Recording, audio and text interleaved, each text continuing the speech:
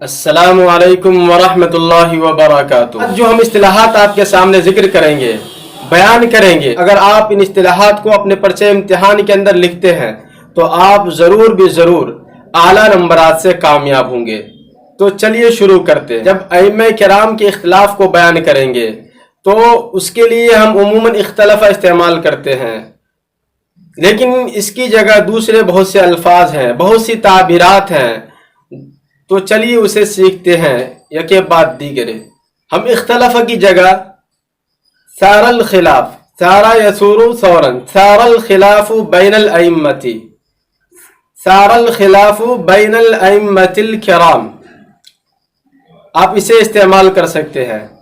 نشب الخلاف بین الائمۃ العظام، نشب الخلاف، نشب الخلاف بین ائمۃ العظام۔ شجر یشجر، شجر الخلاف، شجر الخلاف بین الائمۃ، شجر الخلاف بین الائمۃ۔ اس کے معنی بھی ہے اختلاف ہونا، ائمہ کرام کے درمیان اختلاف ہے۔ ایسے ہی تضاربت الآراء، تضاربت الآراء بین الائمہ، تضاربت الآراء بین الائمہ۔ تناطحت وجہات النظر فی هذه المسألہ، آپ اس طرح کر کے بھی بیان کر سکتے ہیں اختلاف ائمہ کو۔ تناطحت وجہات النظر فی هذه المسألہ۔ تصارعت الآراء، تصارعت الآراء بین الائمۃ الکرام۔ یہ رہے وہ افعال، وہ تعبیرات جنہیں آپ اختلاف الائمہ کی جگہ استعمال کر سکتے ہیں۔ اختلاف الائمہ کی جگہ آپ ان افعال کو، ان تعبیرات کو استعمال کر سکتے ہیں۔ اس طرح کی تعبیرات سیکھنے کے لیے آپ ہمارے چینل کو ضرور سبسکرائب کر لیں اور بیل آئیکن کو بھی دبا دیں تاکہ ویڈیو کا نوٹیفیکیشن آپ تک پہنچتے رہے اور آپ اس طرح کی باتیں اور عربی کی اچھی اچھی تعبیرات سیکھتے رہیں۔ اب جب ائمہ کرام کے مذاہب کو بیان کریں گے کہ فلاں امام کا فلاں مذہب ہے اور فلاں امام کا فلاں مذہب ہے، تو آپ اس کے لیے کیا کیا تعبیرات اختیار کر سکتے ہیں، تو چلیے سیکھتے ہیں۔ ذہب الی کذا، ذہب الامام الاعظم، مثلا ذہب الامام الاعظم الی کذا، تو آپ اسی طرح اس کی جگہ ذہب الی کذا کی جگہ جنح الی کذا، جنح الامام الاعظم الی کذا، جنح الامام الاعظم الی کذا۔ مال یمیل، تو مال الی کذا، مال الامام الاعظم الی کذا یا مال الامام الشافعی الی کذا۔ رکن یرکن، اس کا معنی بھی مائل ہونے کے آتے ہیں، تو رکن الی کذا، رکن یرکن، رکن الامام احمد الی کذا، رکن الامام احمد الی کذا، یعنی امام احمد اس جانب مائل ہوئے، یعنی انہوں نے اس مسئلے میں یہ اپنا مذہب بنایا، اپنا یہ مذہب اختیار کیا۔ رأى شیئا کذا، رأى شیئا کذا، یعنی کہ کسی چیز کو کچھ جاننا، یعنی وہ اپنا مسلک بنانا، نظریہ بنانا۔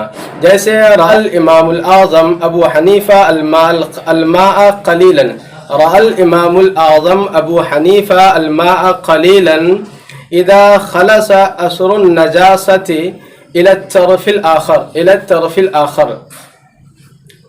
ایسے ہی آپ استعمال کر سکتے ہیں سلک فی هذه القضیہ، فی هذه المسألة مسلکن آخر، مسلکن آخر، یعنی دوسرا مسئلہ اختیار کیا، دوسرا طریقہ اختیار کیا جس امام کے بارے میں آپ کو بیان کرنا ہو، تو اس طرح بھی آپ بیان کر سکتے ہیں۔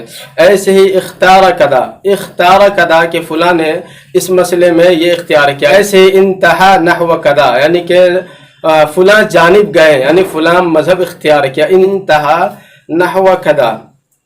ایسے ہی نزع الی کذا، نزع الی کذا، سکن الی کذا، رغب الی کذا، تو نزع الی کذا، سکن الی کذا، رغب الی کذا، یہ سبھی افعال وہ ہیں کہ جن کے ذریعے آپ ائمہ کرام کے مسلک کو بیان کر سکتے ہیں، ان کے مذہب کو بیان کر سکتے ہیں۔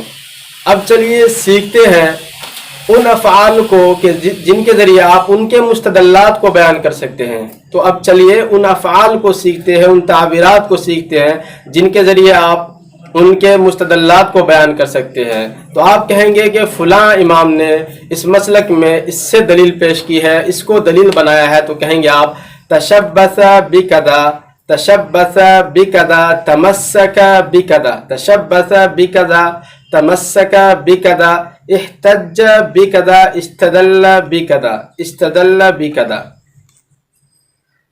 اب اگر کسی مسئلے پر دو ائمہ تین ائمہ کا اتفاق ہو تو اتفاق کو بیان کرنے کے لیے آپ تین لفظ استعمال کر سکتے ہیں، اور اگر آپ کے ذہن میں اور بھی مزید ہو تو آپ اسے بھی استعمال کریں. اتفقا علی کذا اطبقا علی کذا اتفقا علی کذا اطبقا علی کذا اجمع علی کذا اجمع علی کذا. ایسے ہی اگر دو مسئلے ہو اور ان کے درمیان تطبیق ممکن نہ ہو تو آپ کہیں گے لم يمكن بينهما التوفيق لم يمكن بينهما التوفيق يمكن الجمع بينهما لم يمكن الجمع بينهما. ایسے ہی حدیث بیان کر رہے ہیں یا مسئلہ بیان کر رہے ہیں یا کوئی عبارت کا ٹکڑا ہے اس کو لکھ رہے ہیں اور اس عبارت سے کچھ اور مطلب سمجھ میں آ رہا ہے، تو ایسے موقع سے آپ کیا تعبیر استعمال کر سکتے ہیں؟ تو چلیے اسے بھی سیکھتے ہیں. آپ ایسے موقع پر کہیں گے انما الحدیث یرمی الی کذا انما الحدیث یرمی الی کذا یہدف الی کذا یقصد الی کذا انما الحدیث یرمی الی کذا یہدف الی کذا یقصد الی کذا. اب ایک ایک لفظ کی لغوی صرفی تحقیق کیسے کریں اور لغوی صرفی تحقیق کو بیان کرنے کے لیے کیا کیا تعبیرات استعمال کر سکتے